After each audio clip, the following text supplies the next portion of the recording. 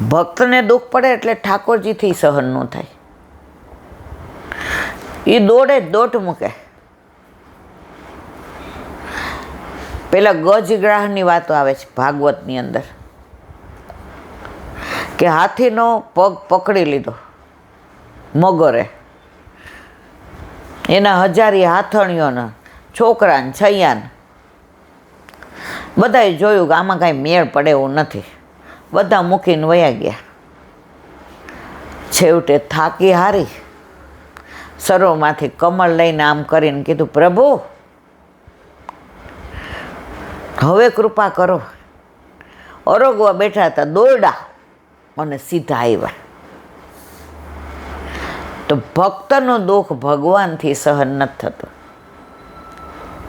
અને એ સાક્ષાત છે. એનો અનુભવ આપણા ઘરે આપણા ઠાકોરજી બિરાજે છે.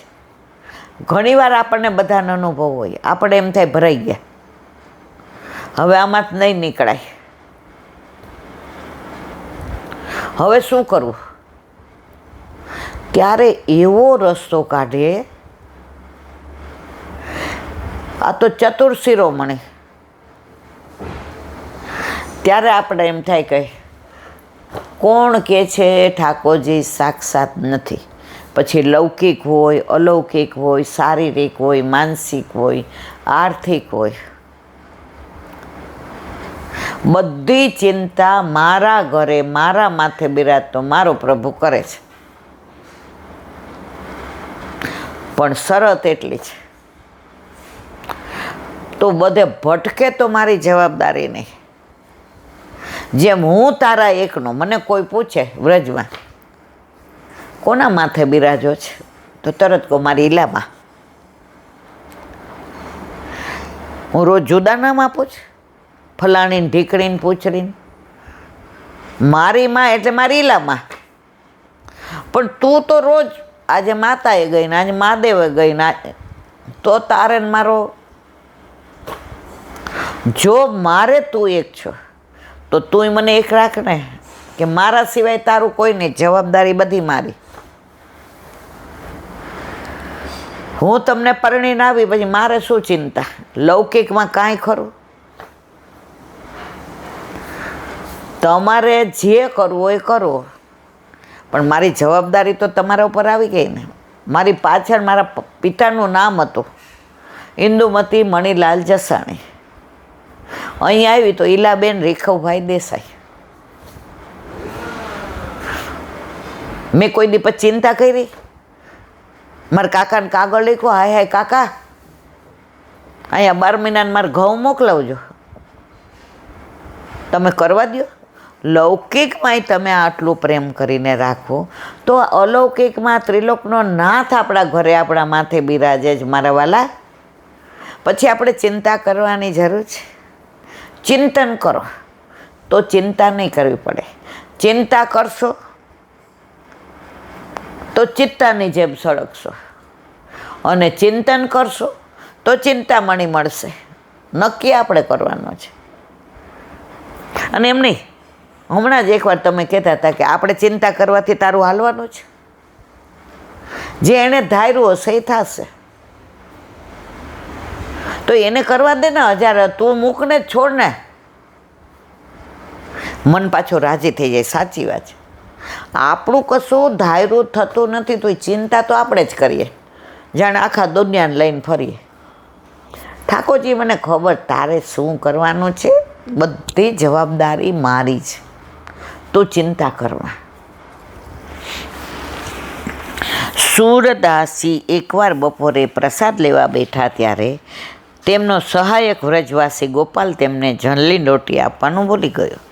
કોઈની સાથે વાતો કરવામાં એવો મુશ્કેલ બની ગયો કે સૂરદાસજીને જમતા જમતા જળની જરૂર પડી ત્યારે બૂમ પાડવા છતાં સાંભળી નહીં અને જળ લાવ્યો નહીં. આ બધા પ્રસંગ આપણે જાણીએ, પણ ગોળ તો તમે ગમે ત્યારે ખાઓ ને તો ગોળો જ લાગે. પછી એમ ન કહે કે ના હવે અત્યારે ન ખવાયો, મને કડવો લાગશે. એકને એક પ્રસંગ તમે પુષ્ટિ માર્ગમાં વારંવાર સાંભળો, કે વારંવાર કહો ને તો દર વખતે.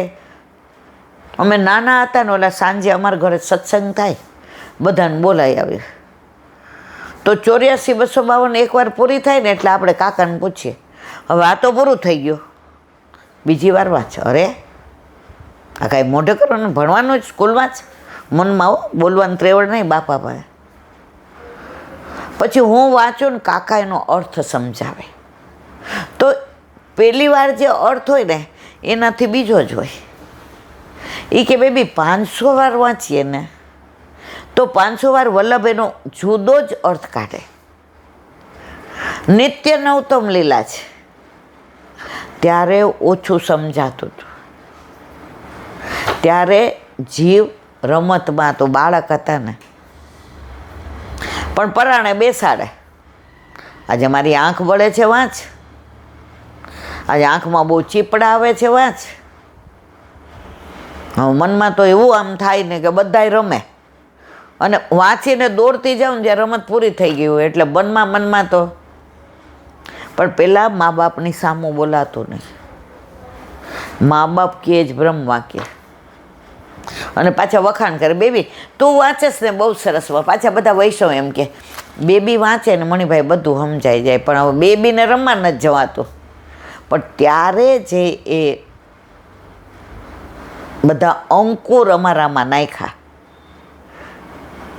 એની અત્યારે થોડી અસર તો છે જ. ઘણી વાર 84,252 વાંચતી હોય ત્યારે યાદ આવે કે કાકાએ આનો અર્થ આ કર્યો હતો, અને પ્રફુલ્લિત થઈ જાય. તો આ પ્રસંગે આપણે ઘણી વાર કર્યો છે, પણ જ્યારે ખાવ ત્યારે ગોળ ગળ્યો. સુરદાસીને કોળિયો ગળે અટક્યો, શ્વાસ રૂંધાવા લાગ્યો. ગોપાલ ગોપાલ, પણ ગોપાલ હોય તો સાંભળે ને. ત્યાં તો જળની લોટી બાજુમાં મુકાયાનો અવાજ આવ્યો. હાથ લગાડી જોયું તો લોટી નહીં પણ જારીજી હતી. જલપાન કર્યું, વ્યાકુળતા દૂર થઈ, પ્રસાદ લઈને ઉઠ્યા. વ્રજવાસી ગોપાલ થોડી વાર આવ્યો, યાદ આવતા જળ આલાવ્યો. જળ આપવાનું ભૂલી જવા બદલ માફી માગવા લાગ્યો. પણ જોયું તો સુરદાસજી પાસે તો સોનાની જારીજી પડી છે. અરે આ તો કોઈ ચમત્કાર થયો બાબા. અહીં શ્રીનાથજીના મંદિરની આ સોનાની જારી કોણ મૂકી ગયું? હું તો ગૌશાળામાં ગયો તો વાતો કરતાં કરતાં. અરે તો શું શ્રીજી બાવાએ મારા માટે શ્રમ લીધો? ગોપાલ, મારી બૂમ તે ન સાંભળી તો મંદિરના ગોપાલે તો સાંભળીને જોવા. મારી વ્યાકુળતા દૂર કરવા એ દોડી આવ્યો. અરે રે, આજે મારા સુકુમાર પ્રભુએ મારા માટે કેટલો શ્રમ લીધો. સુરદાસજી ઠાકોરજીને શ્રમ થવા બદલ અને ગોપાલ પોતાની ભૂલ બદલ પસ્તાવો કરી રહ્યા છે. ભક્ત અને ભક્તવત્સલ ભગવાન વચ્ચે સધાયેલું એક્ય અને અભેદ અનન્ય હોય છે. આજે પણ આવું બધું બને છે. બોલો વલ્લભાધીશ. દયારામભાઈના ચંદ્રાવલા, 27મું ચંદ્રાવલું.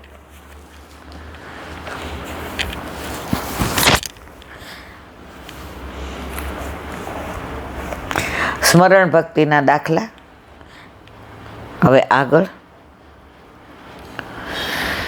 અક્રૂરજી મથુરાથી ગોકુળ આવતા રસ્તામાં વ્રજરજમાં છાપથી ઉપસેલા પ્રભુના ચરણ ચિહ્નો જોઈ ત્યાં જ વંદના કરી. વંદન ભક્તિ. આવતા હતા ને ઠાકોરજી જે ગૌચારણ માટે પધાર્યા હતા, અને ઓલી ભીની જમીન હતી એમાં ઠાકોરજીના નાના નાના ચરણારવિંદ અંદર બધા ચિહ્નો, વજ્ર ને અંકુશ ને કળશ ને સ્વસ્તિક ને આ ચિહ્નો જોયા. કૂદકો માર્યો રથમાંથી અને ચરણારવિંદને સ્પર્શ કરીને વંદન ભક્તિ કરી. ઉદ્ધવજી સંદેશો લઈને ગોકુળમાં આવ્યા. ગોપીજનો પાસેથી ભગવત મહાત્મ્ય જાણી વંદન ભક્તિ કરીને માગ્યું કે હું અત્રે ગુલ્મલતા એવું કાંઈ ઔષધિ બનું જેથી મારા શિર પર વ્રજજનોના ચરણ પડે. કાલે જ આપણે આનું સંધાન કર્યું હતું કે બીજું કાંઈ નથી જોઈતું, ખાલી નાના નાના ગુલમના છોડ બનાવી દો તો વ્રજ ભક્તોને વ્રજ ગોપીઓને જતા આવતા જે ચરણમાંથી રજ ઉડે ને એ મારા ઉપર પડે, એટલે હું આપણામાં એટલે ચરણ રજ, ચરણ સ્પર્શ, ચરણામૃત, આ બધાનું મહાત્મ્ય છે. એમાં ચરણ રજ જેવું તો મહાત્મા, વ્રજવાસીઓ તો એને રજદાની કહે છે, રજ રાણી. આપણે ત્યાં ગયા હતા, ક્યાં જટારી ધામમાં, તો ઓલો કેવો ગોવાળિયો બોલતો હતો, એ તો અમારી રજરાની હે. અને પછી આપણે ગૌશાળામાં ગયા તો ત્યાં ઓલો દલિયો લઈ આવ્યા હતા, ખબર? દલિયો ખાધો હતો. વ્રજ તો વ્રજ છે.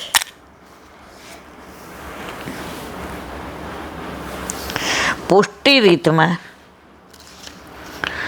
જગજીવનભાઈની વંદન ભક્તિ શ્રેષ્ઠ ગણાય, પરંતુ આ સેવા માર્ગમાં દરેક વંદન ભક્તિ કરે છે. વૈષ્ણવો પ્રભુના દર્શન કરતા બંને હાથ જોડીને ઊભા રહે છે, નમન કરતા દંડવત કરે છે, તે વંદન ભક્તિ છે. આપણે જ્યાં જઈએ ત્યાં ઠાકોરજીને દર્શન કરીએ તો હાથ જોડાઈ જાય, વંદન ભક્તિ. અને પછી દંડવત કરીએ, પુરુષો સાક્ષાત, અને આપણે આપણી રીતે કરીએ. સેવામાં પ્રાતઃકાળ નાહી ધોઈને મંદિરમાં જતાં પહેલાં જ નિજ મંદિર દ્વારે વંદન ભક્તિ થાય છે. દંડવત કરીને જઈએ, બે હાથ જોડી જગાવવાની વિનંતી કરે. મંગળા આરતી કર્યા પછી બે હાથ જોડીને દંડવત કરે છે. તેવી જ રીતે રાજભોગ સંધ્યા આરતી બધામાં બે હાથ જોડી ઊભા રહી પછી દંડવત કરાય છે. આ સેવા માર્ગમાં વંદન ભક્તિ ઓતપ્રોત થયેલી છે, માટે જુદી જુદી રીતે કરવાની જરૂર રહેતી નથી.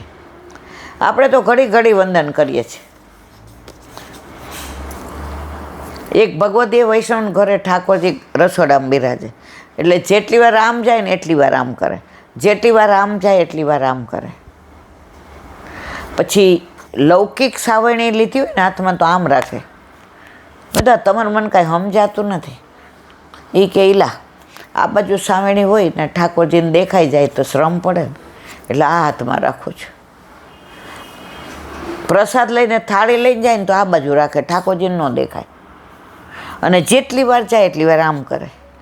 ભલે આપણને એટલું બધું યાદ નથી રહેતું, પણ એમની પાસે એટલું શીખી. જ્યારે બહાર જાય ત્યાં ઠાકોરજી પાસે, મારા વાલા જઈને આવું છો, તમારા સિવાય મારી રાહ કોણ જોવે? આવે એટલે કે જેવી ગઈ તેવી પાછી આવ્યો, માં ચિંતા ન કરતા આવી ગઈ છું. ભગવદીઓનો સંગ થાય તો આવું બધું શીખવા મળે.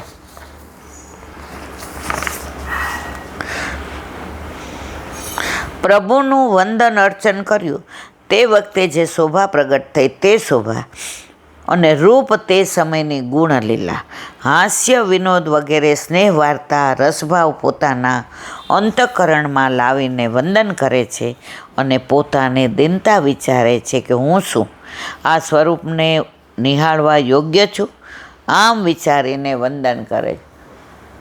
હું શું જાણું રે વાલે મુજમાં શું દીઠું, જ્યારે વારે જો તો એ મુખ લાગે મીઠ. આપણી લાયકાત છે, પણ વગર લાયકાતે આપી દીધું છે. શું કામ ખબર છે? આપણે વલ્લભના છીએ. આપણી ઓળખાણ કોને છે?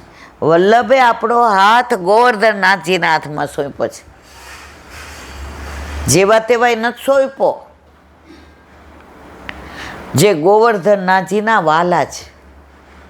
વલ્લભ એટલે પ્રિય, જે ગોવર્ધનનાથજીના પ્રિય છે. આવી મોટી ઓળખાણ હોય પછી ગોવર્ધનનાથજી